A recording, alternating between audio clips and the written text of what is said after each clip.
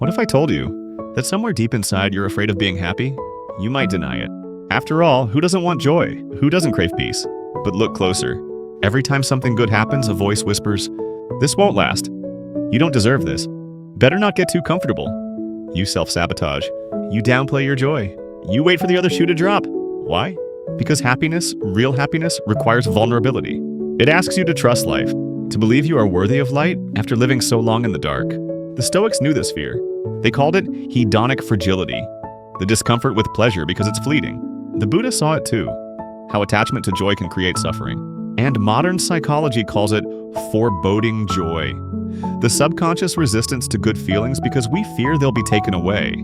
But what if that fear is the very thing that keeps you small? What if your fear of happiness is really a fear of loss, unworthiness, and the unfamiliar self who is finally free? In the next few minutes, we'll go deeper than cliches. We'll peel back the layers of guilt, shame, and fear, and uncover why joy feels dangerous, and how to reclaim it anyway. Because joy isn't the absence of suffering. It's the radical decision to rise in spite of it. Let's begin.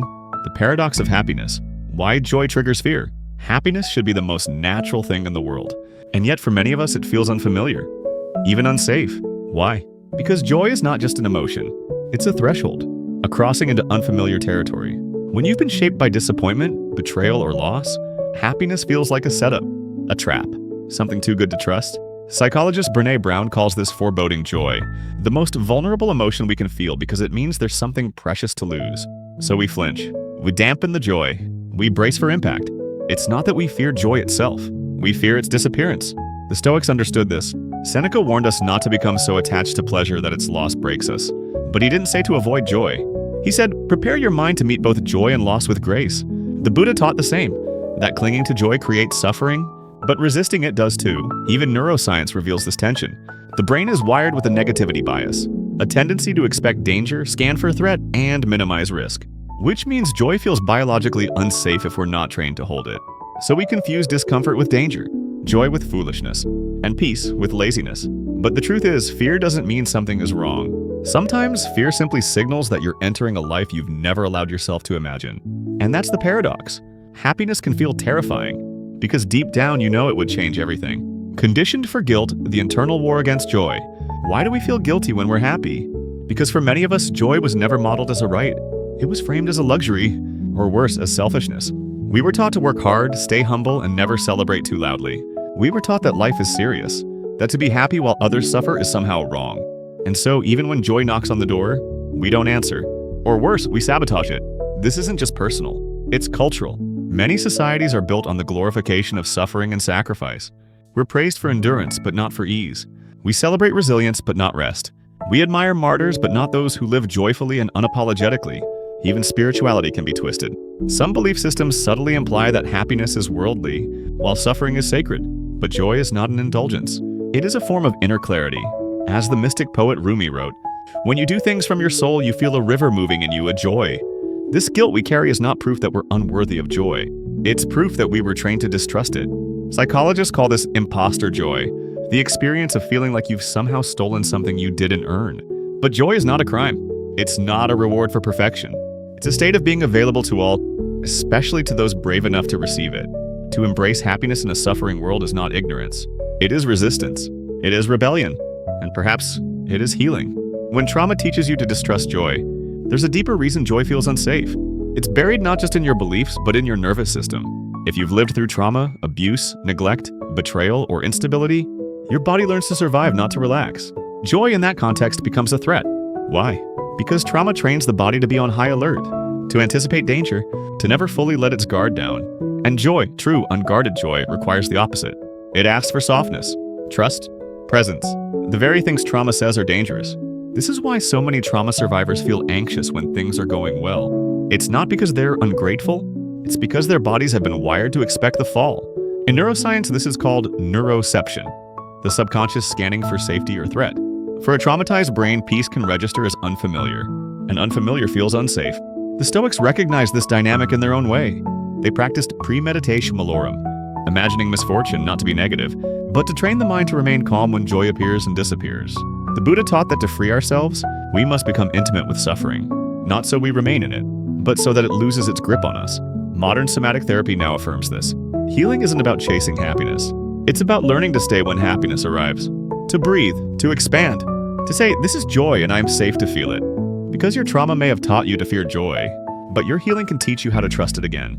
The myth of deserving, why we push joy away. One of the most hidden barriers to happiness is the belief that we don't deserve it. It doesn't always speak loudly. Sometimes it's just a whisper. Have I really earned this? There are people who have it worse. Maybe I should wait. This is the myth of deserving. The illusion that joy must be justified, proven, or purchased with suffering. It's a lie passed down through generations, religions, and systems that confuse worthiness with performance. We learn to tie our value to how much we've endured. To see happiness not as a right, but as a prize. A prize only good people win. A prize only hard workers receive.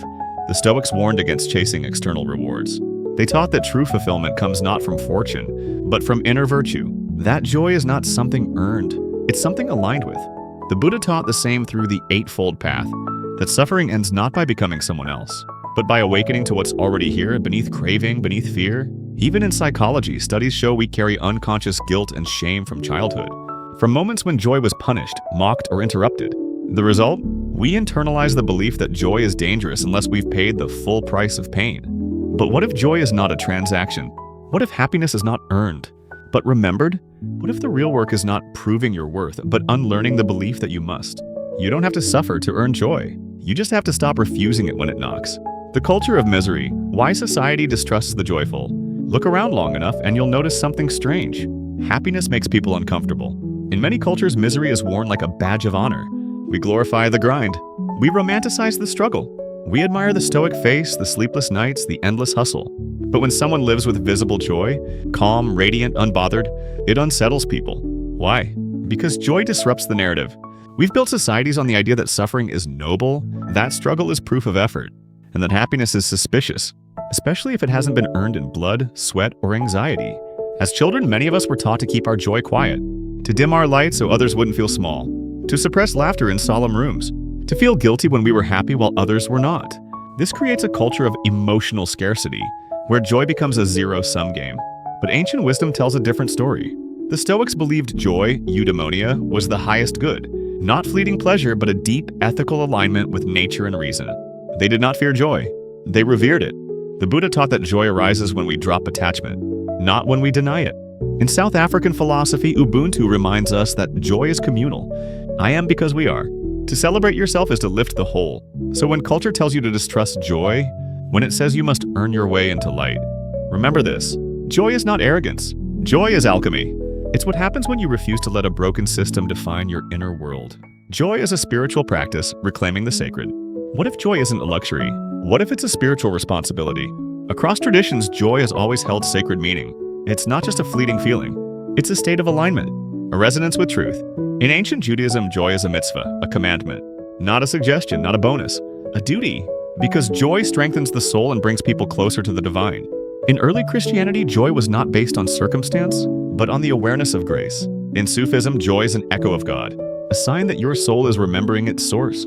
Even Stoic philosophy, often misunderstood as cold or emotionless, saw joy, euphrosin, as a virtue, not based on indulgence, but on right living. A joy that arises not because everything is good, but because your soul is. And the Buddha taught that joy, piti, is one of the 5 spiritual factors that lead to awakening. It's cultivated, trained, honored. But in the modern world, joy is often minimized, seen as frivolous, distracting, even shameful. So we spiritualize our suffering but trivialize our joy. We forget that joy itself can be a form of resistance, a declaration that your spirit will not be broken, a refusal to become cynical in a world that profits from your pain. Joy reconnects you to your essence, to what's timeless and true beyond fear.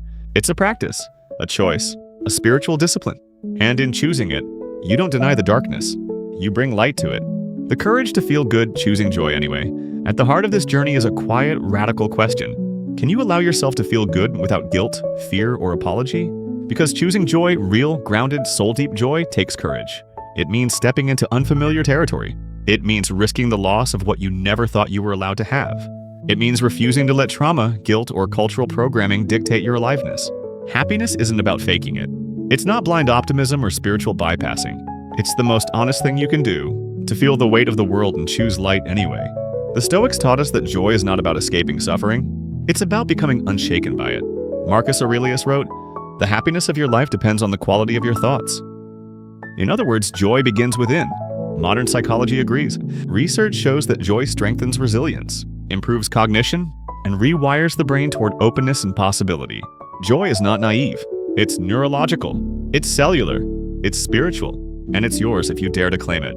You will still grieve. You will still fall. But joy becomes the space in which you heal.